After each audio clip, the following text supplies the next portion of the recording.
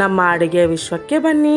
ಇವತ್ತು ನಿಮಗೆ ಬೇಸನ್ ಲಾಡು ಮನೆಯಲ್ಲೇ ಈಸಿಯಾಗಿ ಬೇಕರಿ ಸ್ಟೈಲಲ್ಲಿ ಹೇಗೆ ಮಾಡಬೇಕು ತೋರಿಸ್ತೀನಿ ರೀ. ಇದಕ್ಕಾಗಿ ನಾನು ಒಂದು ಸೇರು ಹುರ್ಗಡ್ಲೆ ತಗೊಂಡಿದ್ದೀನಿ ರೀ. ಇದನ್ನು ಒಂದು ಜಾರ್ಗೆ ಹಾಕ್ಕೊಂಡು ನುಣ್ಣಗೆ ಮಿಕ್ಸಿಗೆ ಹಾಕ್ಕೊಳ್ಳಿ. ಇದೆಲ್ಲ ಒಂದು ಬಟ್ಲಿಗೆ ಹಾಕ್ಕೊಳ್ಳಿ. ಒಂದು ಸೇರು ಹುರ್ಗಡ್ಲೆಗೆ 3 ಪಾವು ಸಕ್ಕರೆ ತಗೊಂಡಿದ್ದೀನಿ ರೀ. ಇದನ್ನು ಜಾರ್ಗೆ ಹಾಕ್ಕೊಳ್ಳಿ. 4 ಏಲಕ್ಕಿ ಹಾಕ್ಕೊಳ್ಳಿ. ನುಣ್ಣಗೆ ಮಿಕ್ಸಿಗೆ ಹಾಕ್ಕೊಳ್ಳಿ. ಇದನ್ನು ಬಟ್ಲಿಗೆ ಹಾಕ್ಕೊಳ್ಳಿ. ನಾನು ತೋರಿಸೋದು ಮಿಸ್ ಆಗಿದ್ದೀನಿ ರೀ.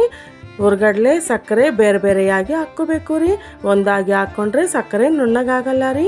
ಈಗ ಇದನ್ನೆಲ್ಲ ಚೆನ್ನಾಗಿ ಕಲಿಸ್ಕೊಳ್ಳಿ. ಈ ಥರ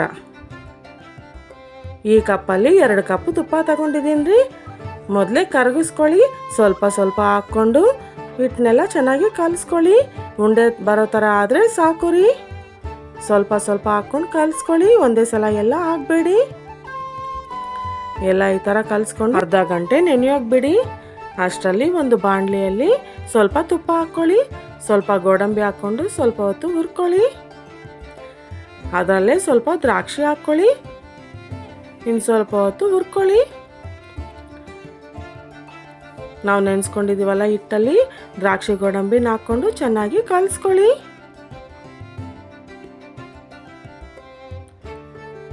ಇದನ್ನು ಉಂಡೆ ಕಟ್ಕೊಳ್ಳಿ. ತೋರಿಸ್ತಿದ್ದೀನಿ ನೋಡಿ, ಈ ಥರ. ಅಷ್ಟೇ, ಎಷ್ಟೋ ರುಚಿಕರವಾದ ಬೇಸನ್ ಲಾಡು ಈಸಿಯಾಗಿ ರೆಡಿ ಆಯಿತು ರೀ. ನೀವು ಒಂದ್ಸಲ ಟ್ರೈ ಮಾಡಿ. ಇಷ್ಟ ಆದರೆ ನಮ್ಮ ಅಡುಗೆ ಚಾನಲ್ನ ಸಬ್ಸ್ಕ್ರೈಬ್ ಮಾಡ್ಕೊಳ್ಳಿ ಮತ್ತು ಹೊಸ ರುಚಿಗಳನ್ನು ಅನುಭವಿಸಿ.